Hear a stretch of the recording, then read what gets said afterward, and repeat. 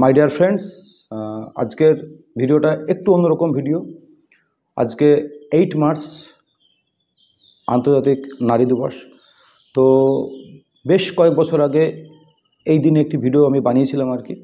তো আবার আজকে মনে হলো যে যেহেতু ভিডিও বানাই আর কি, তো মনে হয় যে টপিক কন্টেন্ট খুঁজি, তো আজকের দিনটা ভাবলাম যে একটা ভিডিও বানানো যাক আর কি।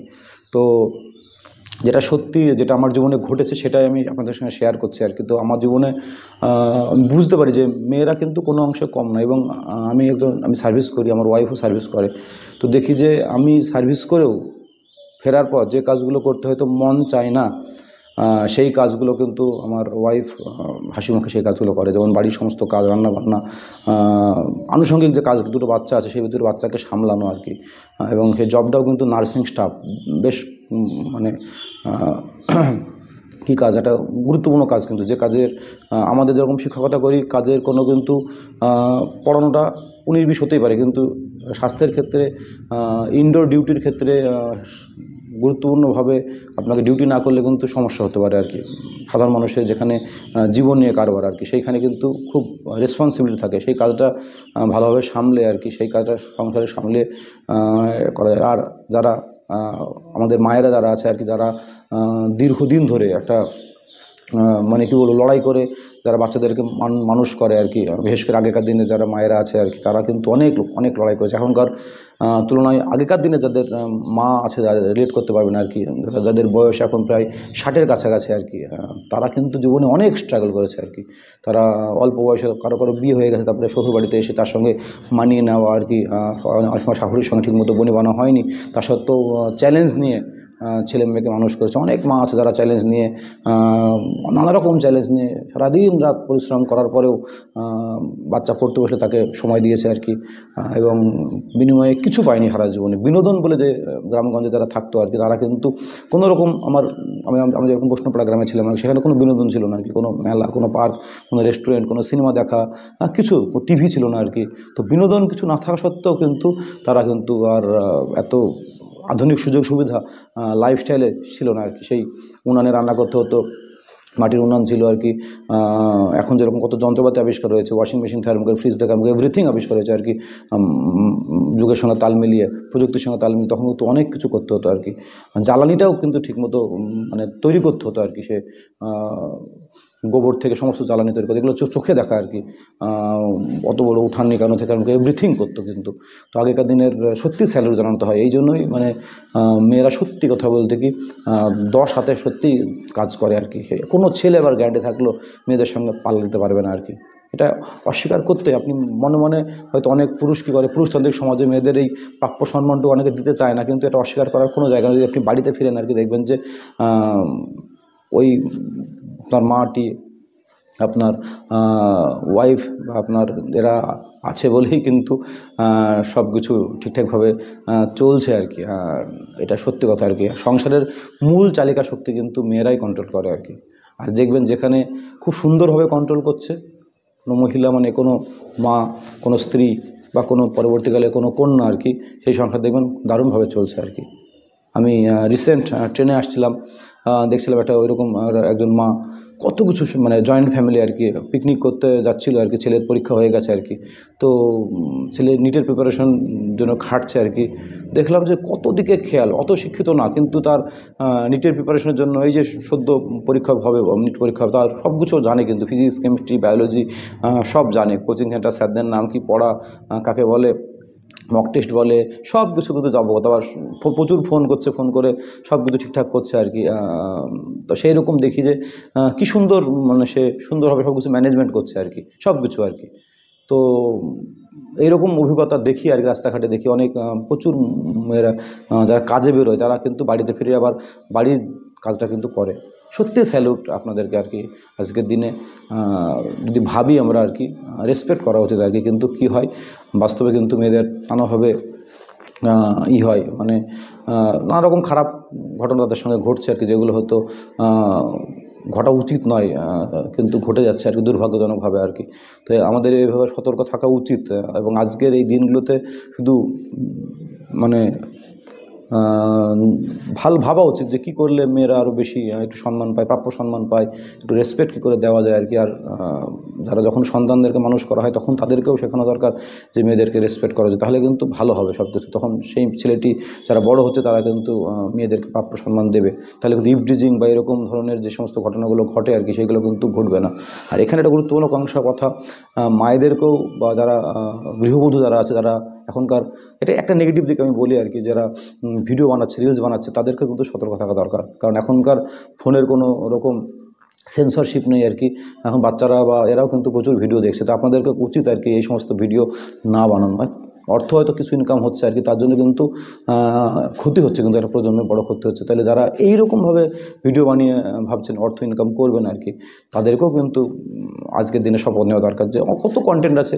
আপনি রান্না, ভালোভাবে রান্না ভিডিও করুন, আপনি ভালো রান্না করতে পারেন তার রেসিপি বানান, আপনি ভালো মেকআপ করতে পারেন তার বানান, আপনি অনেক রকম পদ্ধতি আছে কিন্তু ভিডিও, অনেক রকম কন্টেন্ট আছে। গার্ডেনিং আছে আর কি, অনেক ভালো ভালো চ্যানেল আছে এখানে গার্ডেনিং শেখানো হচ্ছে আর কি। অনেক কিছু শেখানো যায় এখনকার মানুষ, শিখতে আগ্রহী আর কি। সে আলপনা থেকে শুরু করে এভরিথিং অনেক কিছু শেখার ব্যাপার আছে আর কি।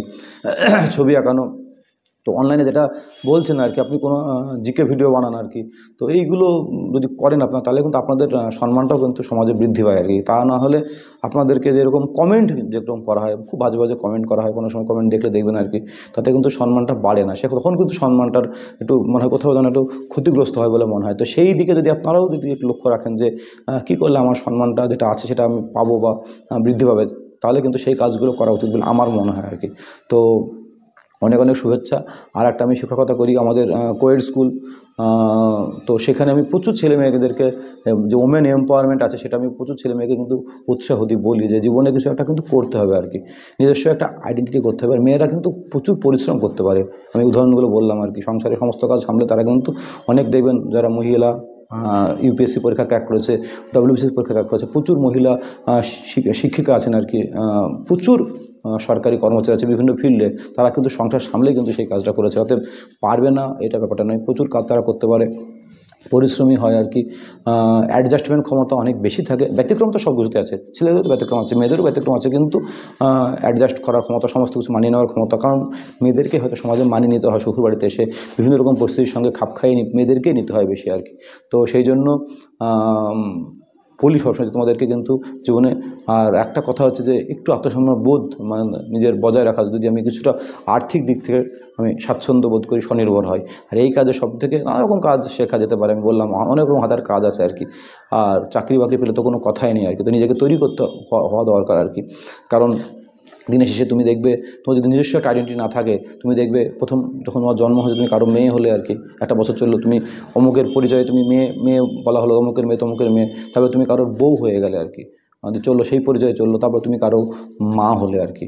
কিন্তু তোমার যখন একটা নিজস্ব একটা আইডেন্টিটি থাকবে, ভারতের বহু মহিলা আছে যারা এখন বর্তমান রাষ্ট্রপতি একজন মহিলা আর কি, এরকম বহু আছে, প্রাক্তন প্রধানমন্ত্রী ইন্দিরা গান্ধী থেকে শুরু করে অনেক বিখ্যাত মহিলা আছে যারা কিন্তু নিজস্ব পরিচয়ে স্বমহিমান আর কি। তো তোমাদেরকেও নিজস্ব পরিচয় তৈরি করতে হবে, আইডেন্টিটি তৈরি করতে হবে, সামাজিক যে পরিচয় তুমি পেয়েছো সেটার বাইরে বেরিয়ে এসে আর কি। তার জন্য খাটতে হবে, পরিশ্রম করতে হবে। এবং মেয়েরা পরিশ্রম করতে পারে না এটাও কিন্তু দারুণ পরিশ্রম করতে পারে আর কি, কঠোর পরিশ্রম করতে পারে, দিনরাত এক করে পরিশ্রম করতে পারে।